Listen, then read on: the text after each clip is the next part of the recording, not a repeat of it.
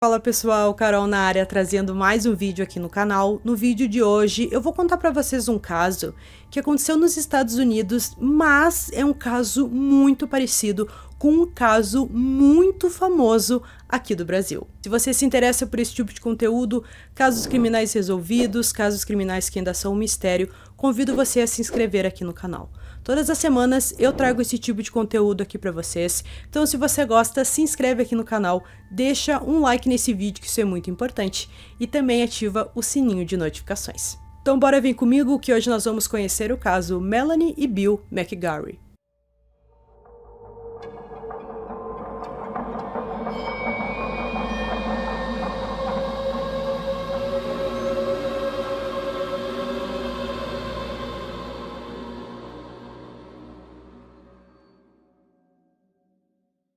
Melanie Lynn Slate nasceu no dia 8 de outubro de 1972. Ela cresceu em Rodwood, Nova Jersey. Depois que concluiu o ensino médio, ela se matriculou na Rutgers University, com dupla especialização em matemática e psicologia, e se formou em 1994.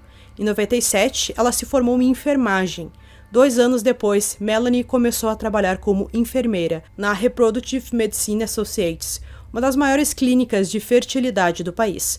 Nessa mesma época, ela conheceu um veterano da Marinha dos Estados Unidos, chamado William McGarry. No mesmo ano em que se conheceram, os dois se casaram. O casal teve 2 filhos. Para quem via de fora, parecia que o casamento deles era ótimo, mas eles tinham alguns problemas. Segundo Melanie, Bill tinha problemas com jogos e um temperamento explosivo, com ela alegando que às vezes ele era violento. Em abril de 2004, os dois estavam casados há 5 anos.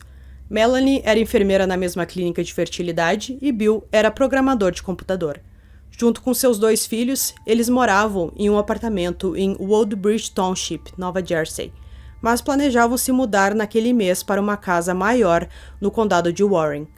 Eles fecharam os últimos documentos de sua nova casa em 28 de abril, mas nunca se mudaram para lá. No dia 22 de abril, segundo Melanie, o casal teve uma briga intensa. Bill a empurrou contra a parede durante uma briga, bateu nela e tentou sufocá-la com um lençol.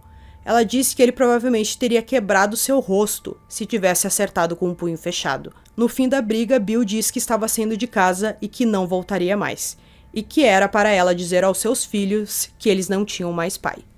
No dia seguinte, Melanie falou com os advogados do divórcio e tentou pedir uma ordem de restrição, mas ela não relatou o desaparecimento do marido.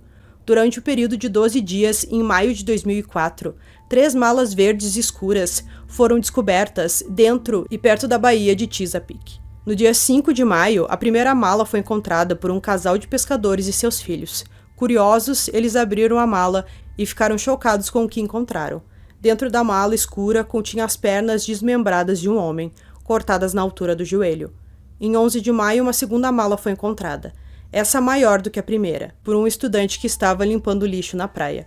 Esta mala continha a cabeça e o tronco, com 3 ferimentos de bala, 2 no peito e 1 na cabeça.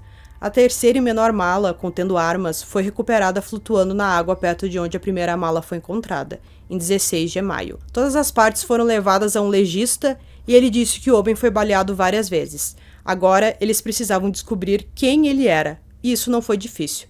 Depois que eles lançaram um esboço para o público, um homem se apresentou e identificou o corpo como o de Bill McGarry.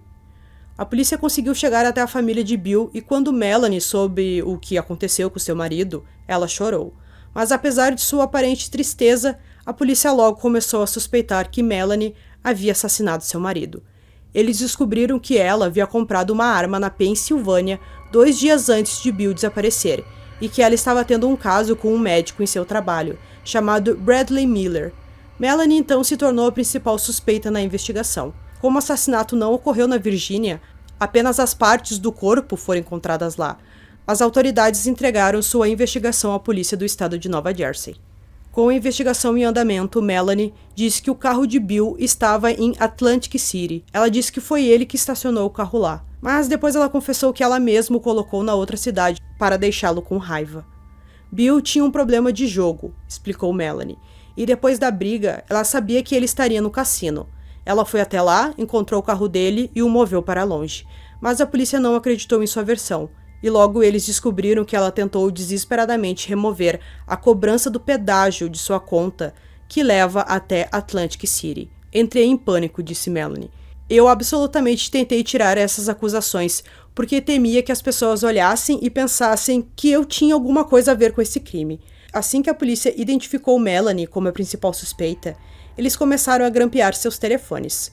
Eles gravaram suas ligações com familiares e amigos, incluindo o Dr. Miller, com quem ela estava tendo um caso. Quando os investigadores descobriram o caso, eles abordaram Miller. Miller disse que não tinha nada a ver com nenhum crime e não sabia nada sobre isso. Depois disso, eles pediram que o doutor usasse uma escuta e ele aceitou. Por ter cooperado com os policiais, ele nunca foi ligado ao crime. Nós olhamos muito de perto o Dr. Miller. Não havia nenhuma evidência que estava ligando ele ao crime, disse um dos detetives do caso. Mas quanto mais a polícia investigava nesse caso, mais evidências apareciam contra a Melanie e parecia que ela não tinha para onde correr. No carro de Bill continha um frasco de sedativo e 2 seringas que foram prescritas por Bradley Miller. Bradley afirmou que a receita foi escrita com a caligrafia de Melanie.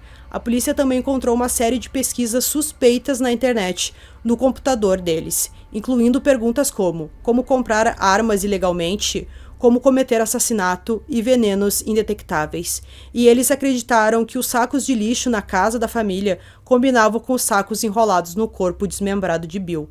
Os investigadores vasculharam a casa em busca de evidências, várias e várias vezes, verificando se Bill foi morto e desmembrado lá. Eles trouxeram o luminol e também derrubaram as paredes da casa. Eles puxaram a tubulação, puxando as tábuas do piso, disse o detetive, mas a polícia não conseguiu encontrar nenhuma evidência forense para estabelecer que a casa era a cena do crime.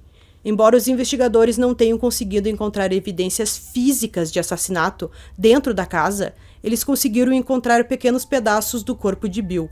Essa evidência, que acabaria sendo chamada na mídia como serragem humana, foram encontradas no carro. Então a polícia deduziu que o crime aconteceu dentro da casa, mas eles não conseguiram confirmar isso. Mas no momento ali que ela estava, desmembrando o corpo, algumas partes foram parar embaixo do seu sapato e por isso que tinha essa serragem, a gente pode chamar, dentro do carro, porque ficou preso ali no sapato dela, ela não prestou atenção nisso, não protegeu o sapato e foi parar dentro do carro. Então foi só isso que a polícia conseguiu encontrar.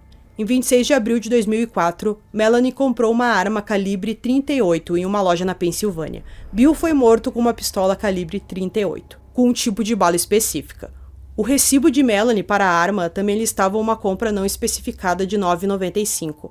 Havia apenas 2 itens nessa loja por esse valor, e um desses era uma caixa de bala, exatamente a bala que foi usada para tirar a vida de Bill.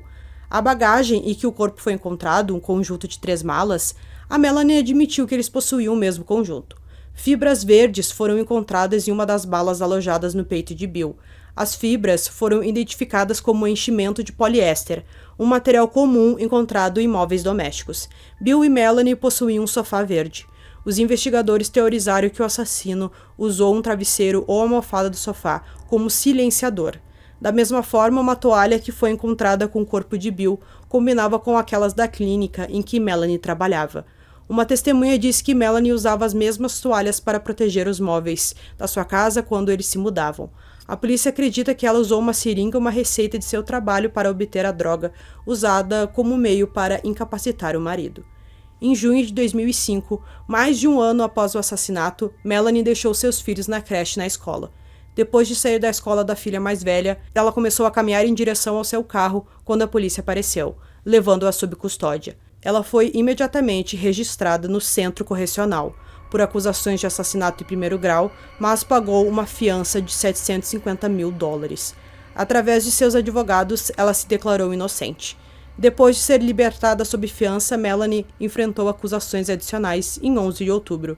Uma delas veio de um grande júri estadual. Sua fiança foi aumentada para 2,1 milhões, mas ela foi liberada novamente.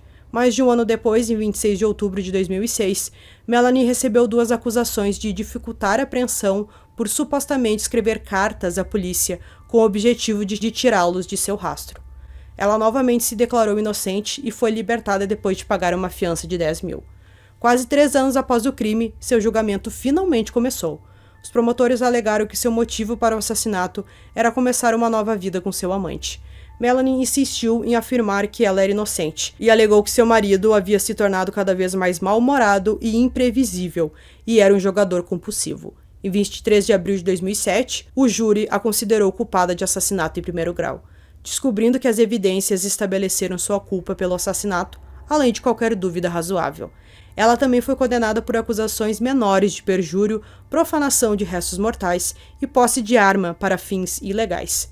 Melanie McGarry foi absolvida das acusações de impedir a apreensão, bem como de adulteração de provas e a posse de alprazolam, o tranquilizante usado no crime, sem a receita médica.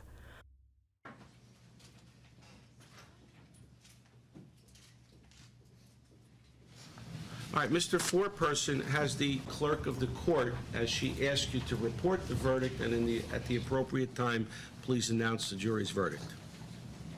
Mr. Foreman, how do you find as to the count of the indictment charging possession of a firearm for an unlawful purpose between or about April 26, 2004 and on or about May 5, 2004 in the Township of Woodbridge, Middlesex County, New Jersey, elsewhere and within the jurisdiction of this court?